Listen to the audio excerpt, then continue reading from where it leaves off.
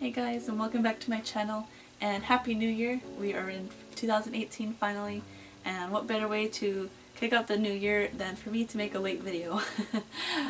Anyways, today I just wanted to share 10 books I'm going to be trying to read this year. Technically there's 11, but I'll get to that. I used to read all the time in high school and the very beginning of college, and now I just hardly ever read. It's something that I really want to get back into because reading is really good for you, and I have so many books that I just keep getting and they just add onto the pile and I just never read them and the pile just adds and adds and adds. So I'm going to try to get through at least 10. That may not be a whole lot for some of you because I know that there's a lot of like huge readers out there, but for me it's going to be a bit of a challenge. But I know that I can do it, and hopefully I can even read more than the ones I have listed here. So let's just get started with the first one. I'm just going to take it off the stack here.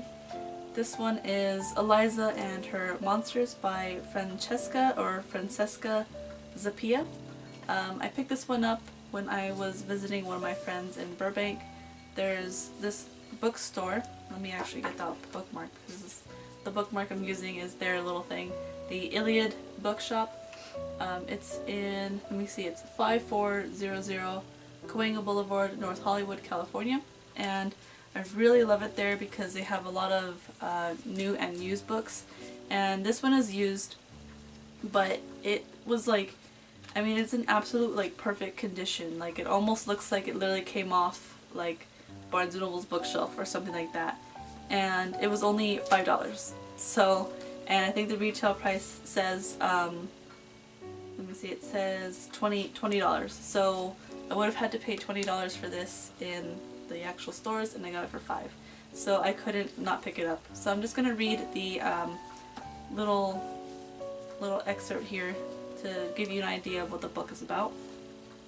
It says, in the real world, Eliza Merck is shy, weird, and friendless. Online, she's Lady Constellation, the anonymous creator of the widely popular webcomic Monstrous C. Eliza can't imagine enjoying the real world as much as she loves the online one, and she has no desire to try. Then Wallace Warland, Monstrous C's biggest fanfiction writer, transfers to her school. Wallace thinks Eliza is just another fan, and as he draws her out of her shell, she begins to wonder if a life offline might be worthwhile.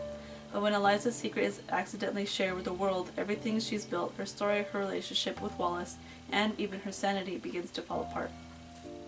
So it is a bit of a love story, but it's also kind of like a generational thing. Kind of my generation's a lot online, you know, that kind of thing. So I feel like I could probably relate to this book pretty well. And all of the books that I have here are young adult. And I'll read young adult basically for the rest of my life. I don't care. So I've started this one a little bit. You can see in here I've got just a little bit in. I think I'm like 3 or 4 chapters in. That's the first book. And obviously I'm not gonna say that all these books are how I show them, is how I'm gonna read them in order. I can read any of these that I feel like reading. So the next one I'm gonna show you here is A Creature of Moonlight by Rebecca Hahn. This one I got quite a few years ago. My friend Stacy got it for me, and it just looked really captivating. I am definitely a sucker for a really pretty cover.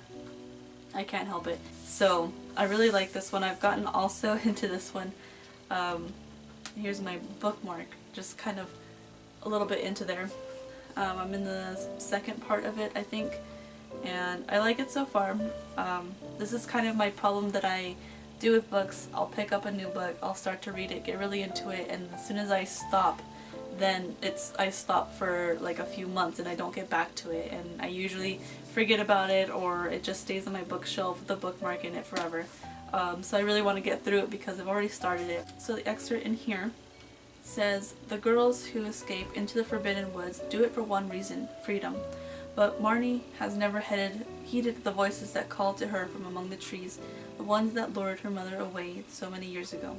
Marnie is a rightful heir to the throne, though she lives in exile, growing flowers for the court. While it isn't the life of a princess, at least she's safe, until now. Marnie is not a little girl anymore. People are starting to notice her, and the voices in the woods have grown too loud to ignore. When the trees themselves begin to move in on the kingdom, Marnie knows she must make a choice. She could claim her birthright as princess of a realm whose ruthless king wants her dead. Or she could make a life with her father that she has never known, the wild dragon who is sending his magical woods to capture her. So it sounds really whimsical, and obviously it's magical. So I really wanted to get into this one. It is good so far. I like it. Like I said, just need to get back into it. So next one is this book, Rapture. This is the 4th book in a series, the Fallen series.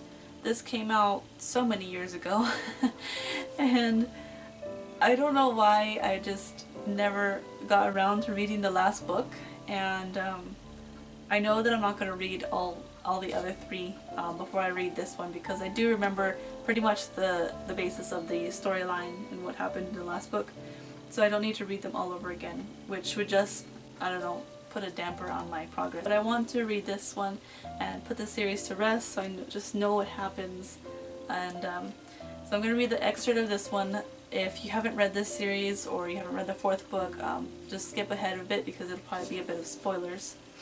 The sky is dark with wings. Like sand through an hourglass, time is running out for Lucy and Daniel. To stop Lucifer from erasing the past, they must find the place where the angels fell to earth. Dark forces are after them, and Daniel doesn't know if he can do this, live only to lose Lucy again and again. Yet together they face an epic battle that will end this lifeless bodies and angel dust. Great sacrifices are made, hearts are destroyed, and suddenly Lucy knows what must happen, for she was meant to be with someone other than Daniel. The curse they've borne has always and only been about her, and the love she casts aside. The choice she makes now is the only one that truly matters. In the fight for Lucy, who will win? Rapture is the astonishing conclusion to the Fallen series. Heaven can't wait any longer. So, I really, really loved this book, this series in general, a whole lot. And I just really want to find out what happens. So I'm going to get into this one, hopefully, and just like I said, put a rest to the series and finally be at peace with this one. So this is the 2 books that I said that technically there's an 11th book, but I'm putting these 2 together. This is the 2nd and 3rd book to the Shivers series by Maggie Stiefvater. I don't know if that's how you pronounce it, but so these are the 2nd one and the 3rd one. I'll read both excerpts of these 2. It says, The Longing. Once Grace and Sam have found each other, they know they must fight to stay together. For Sam, this means a reckoning with his werewolf past. For Grace, it means facing a future that is less certain. The loss. Into their world comes a new wolf named Cole, whose past is full of hurt and danger. He is wrestling with his own demons, embracing the life of a wolf while denying the ties of being human. The Linger. For Grace, Sam, and Cole, life is a constant struggle between 2 forces, wolf and human, with love bearing its 2 sides as well. It is harrowing and euphoric, freeing and entrapping, enticing and alarming. As their worlds fall apart, love is what lingers. But will it be enough? So that is the 2nd book to the series, and yes, it's a werewolf-human love story. And this is the 3rd one. I'm probably going to be giving my own self a bit of spoilers to read this, but that's okay. Then, when Sam met Grace, he was a wolf and she was a girl. Eventually he found a way to become a boy, and their love moved from a curious distance to the intense closeness of shared lives. Now, that should have been the end of their story. But Grace was not meant to stay human. Now she is the wolf, and the wolves of Mercy Falls are about to be killed in one final spectacular hunt, forever. Sam would do anything for Grace, but can one boy and one love really change a hostile, predatory world? The past, the present, and the future are about to collide in one pure moment, a moment of death or life, farewell or forever. So, that is the 3rd one. I don't think that there's a 4th one. Pretty sure there's not. I kind of hope that there's not, because once I get through these 2, I don't want a whole nother one to read.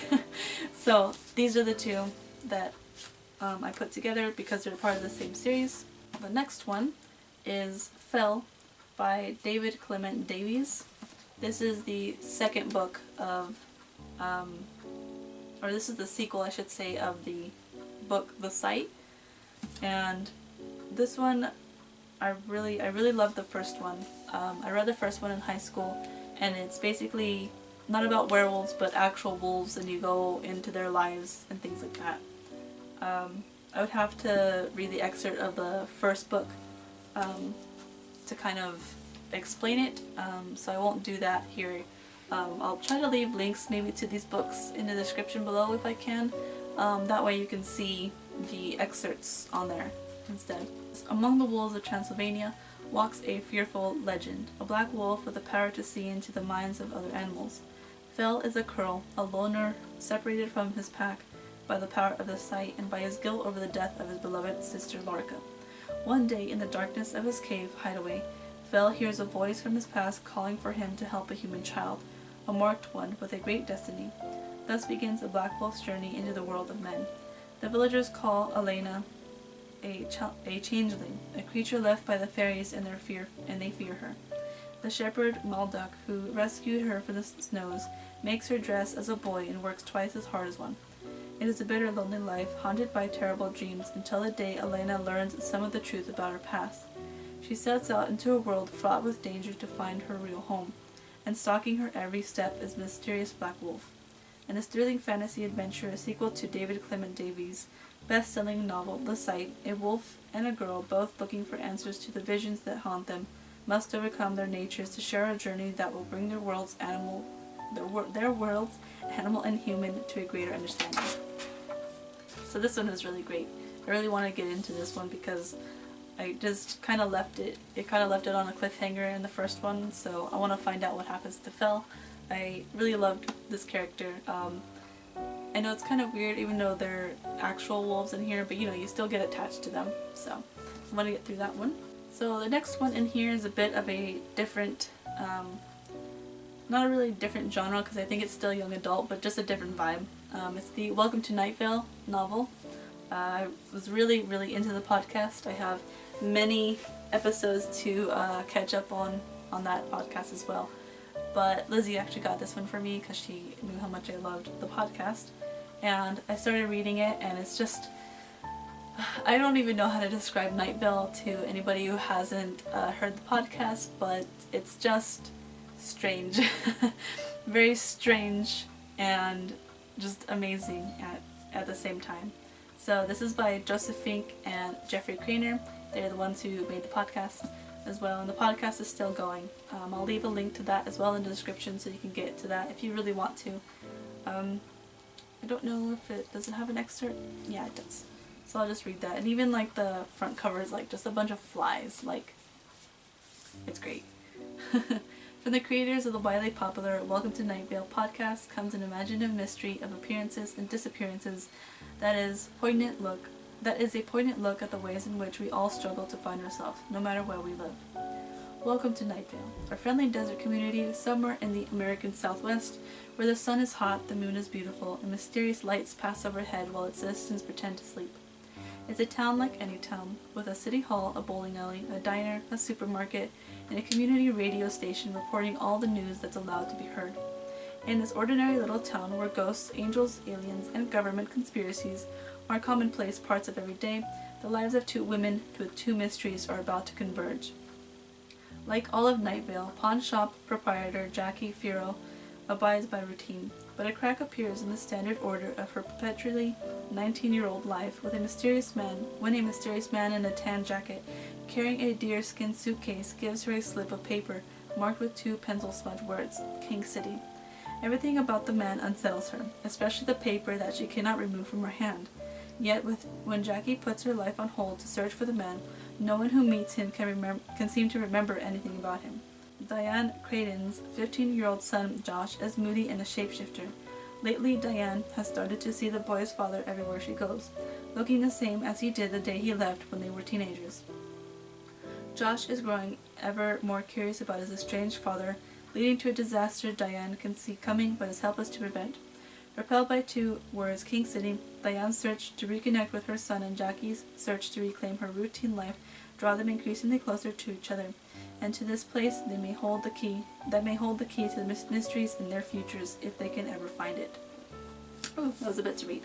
So this is just like a different story besides the podcast story, so I really want to get into this one because I really love the Night Vale podcast, so I think this would be a lot of fun to read and just kind of one of those things that you read like, what am I reading right now? I don't even know what what these words mean, so I want to get into that one for sure. So we're getting down the pile now. This one is called Secrets of the Wolves by Dorothy Hurst, and you can see on here, this one I made it quite a way through, like more than halfway through, and then I stopped and I just haven't gotten back to it, and it's been about a good year since I've picked this book up. This is the second book of a 3rd-part series, so I still have one more to get to. I really love this one because it just, like, even though it's not realistic necessarily, okay, how can I describe this? It's realistic in the sense that the writer really knows how Wolfpack actually works and all the dynamics of it, but then it's not real because, you know, they're having like human thoughts, kind of like that. They're putting human thoughts to it and going through trials and things like that. So I really, really love this one, and I'm going to read you the excerpt of it. I think this one's on the back. 14,000 years ago, wolves and humans shared a destiny. The rules of the Wild Valley wolves were clear. Never consort with humans, never kill a human unprovoked, never allow a mixed-blood wolf to live. When she was little more than a pup, Kala, born of mixed blood and nearly killed for it, found herself irresistibly drawn to the forbidden humans. She shattered the rules of the valley, exposing the lies hidden beneath. Now responsibility for the consequences rests with her. In part 2 of the Wolf Chronicles, Kala and the human girl she has befriended must find a way for the wolves and humans of the valley to live in harmony. If they succeed, Kala will finally prove herself worthy of her pack. If they fail, every wolf and human in the valley will die. Then Kala learns that much more than the Wild Valley is at stake. Humans and their relationship to the world around them are changing. Kala's choice may affect not only her pack, but the survival of all wolf kind. So this one is really great. I really, really love it. And it just shows just the interactions between wolves and humans. And so I don't have much to go, so this might be the first one that I pick up, because it really, there's not much at all, and I can get through this one. I know I can for sure. So third to last is this book, which is also a very different kind of book to the vibes that I have in that one. It is called Gods Behaving Badly by Marie Phillips, and I get a lot of books off of Paperback Swap, and I just browse once in a while, just look through them, and this one just seemed really fun, and it's not something that I usually read, I'll be completely honest, but it really seemed like a lot of fun, so I wanted to give it a try. It says, the 12 Greek gods of Olympus are alive and well in the 21st century, but they are crammed together in a London townhouse and not too happy about it. For Artemis, goddess of hunting, professional dog walker, Aphrodite, goddess of beauty, telephone sex operator, and Apollo, god of the sun, TV psychic. There's no way out until a meek house cleaner Alice and her would-be boyfriend Neil turn the world upside down. When what begins as a minor squabble between Aphrodite and Apollo escalates into an epic battle of wills, Alice and Neil must fear not only for their own lives but for the survival of humankind. Nothing less than a true act of heroism is needed. But can these two ordinary people replicate the feats of the mythical heroes and save the world? So this one just seemed fun to get into. Even the cover is kind of funny. Anything about gods in the 21st century I think is going to be fun to read. So the next book in here is a bit of a different one as well. It's called The Monster Calls, a novel by Patrick Ness. I know that this was made into a movie, as it says on the cover there, but I haven't watched it. This one just seemed very, very mysterious, and I really love the illustrations in here. It says they're done by Jim Kay, so I really liked this one. On the back it says, the monster showed up after midnight, as they do, but it isn't the monster Connor's been expecting, the one from the nightmares he's had nearly every night since his mother started her treatments, the one with the darkness and the wind and the screaming. This monster is something different, something ancient, something wild, and it wants the truth. So this one's really cool. It's just kind of a different type of novel, and the illustrations are really nice to look at, and they're just creepy, and they just give off the perfect vibe, I would say, for this book. So excited to get into that one. The last one here that I have is The Night Circus by Erin Morgenstern. This one came out quite some time ago, And I picked it up like as soon as it came out because I saw all the hype about it, and I am losing my voice. I really need to talk more. And like I said, I'm a sucker for a really nice cover, and I love this cover so much. I read a few pages in the store just to make sure it was something I would like, and I do like it a lot. But I can't quite remember what I read, so it's been a long time, so I need to get through this one for sure. The back says, "The circus arrives without warning. No announcements precede it. It is simply there when yesterday it was not. Within the black and white striped canvas tents is an utterly unique experience full of breathtaking amazements. It is called Le Circus." I'm gonna butcher this, oh my god. Le Cirque de Revis, and it is only open at night. But behind the scenes, a fierce competition is underway. A duel between two young magicians, Celia and Marco, who have been trained since childhood expressly for this purpose by their